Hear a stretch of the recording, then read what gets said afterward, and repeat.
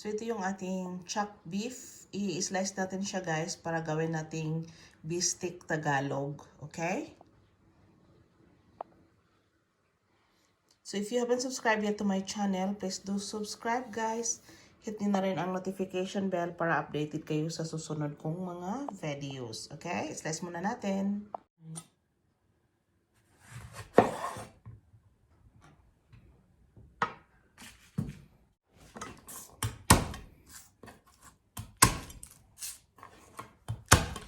Nagamit ako, guys, ng ano lang, 5 cloves of garlic. Put in there.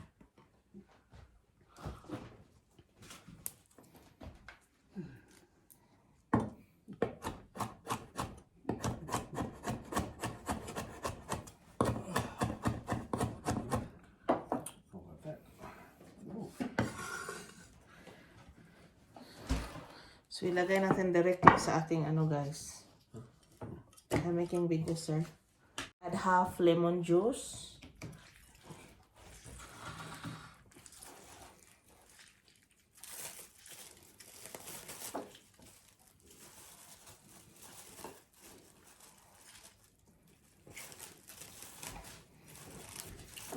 Kunin natin mga seeds, guys. Kung maapil na to, luto ang seeds. So, kinuha ko yung seeds, guys.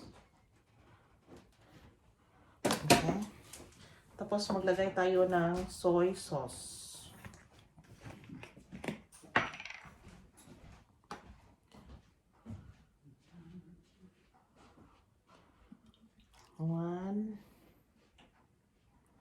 Mga 3 tablespoons lang. 2 at saka 3.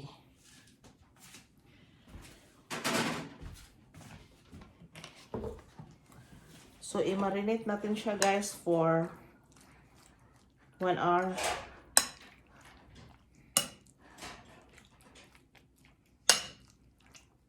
Mamaya na natin idagdag ang iba pang mga kasangkapan, guys, ha? So, ito lang muna yung ating pagmamarinate. By the way, nilagyan naman natin yan ng yung lemon juice. So, yun lang. Marinations. So, we will cover this with cling wrap. Then, we will put this on the fridge for 1 hour. Okay, mga best friend? Yes. Okay. We'll put in the fridge for 1 hour. We will put in the fridge for 1 hour. Cover with cling wrap. And yes. We'll put in the fridge for 1 hour.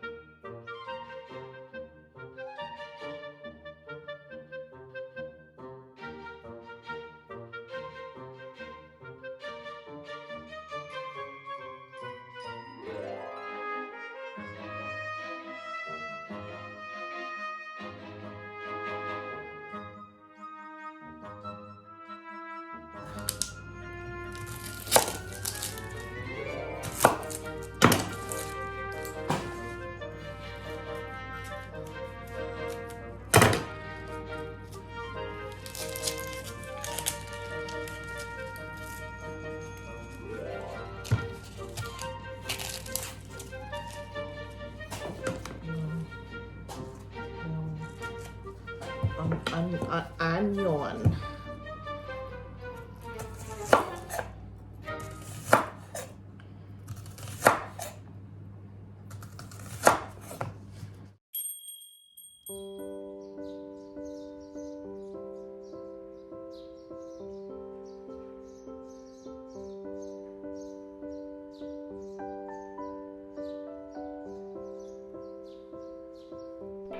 So in this process guys, matapos ko siyang na ipan fry ang ating onion, so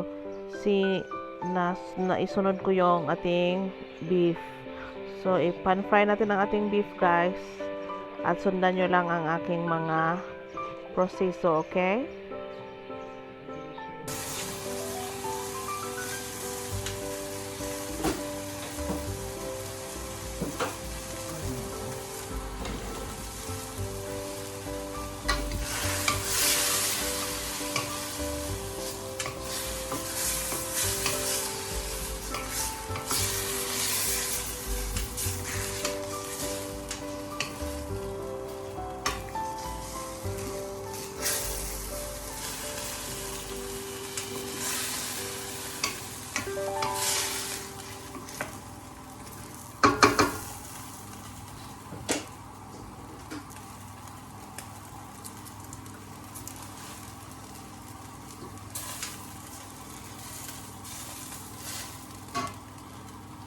So, yung juice niya guys, lumalabas na.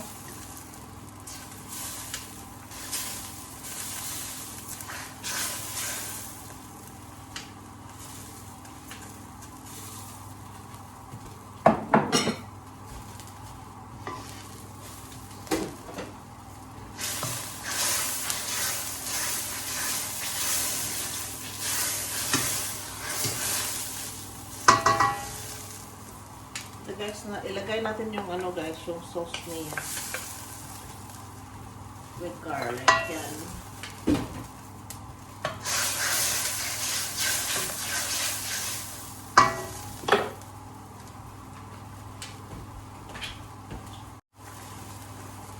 Guys, maglagay tayo guys ng chicken stock, 1.5 cup.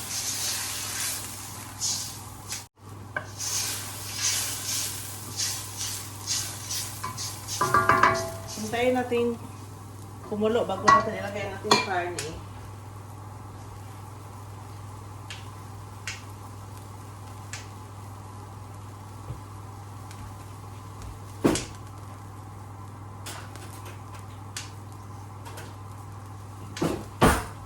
Maglagay tayo guys ng half teaspoon ng pepper. Half teaspoon lang guys.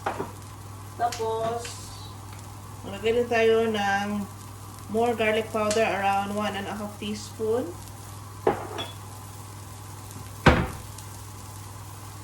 Tapos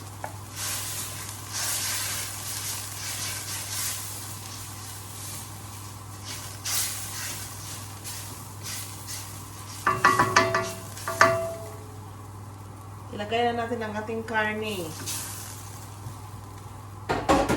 yung ating beef, para ma-simmer natin siya ng maayos. Yung ano ba guys, matender siya.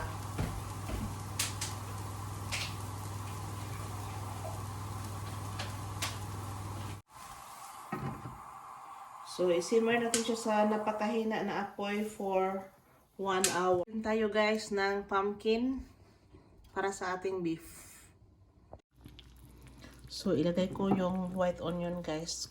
Ang pang-toppings ko mamaya yung ano lang, white. So, yun.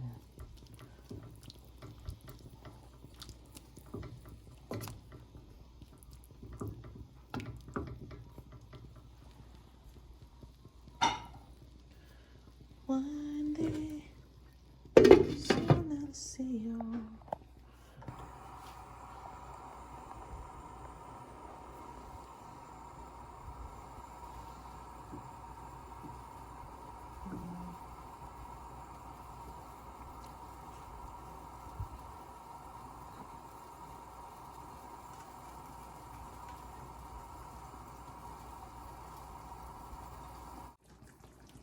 So, we will add 1 teaspoon of raw sugar. Guys, oh.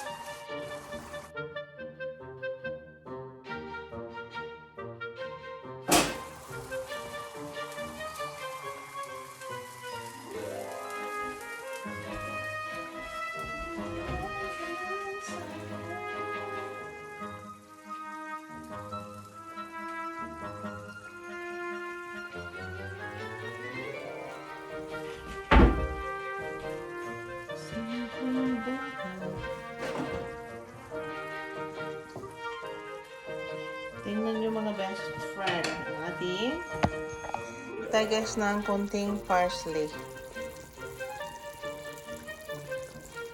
So, our bistek is cooked and ready to serve.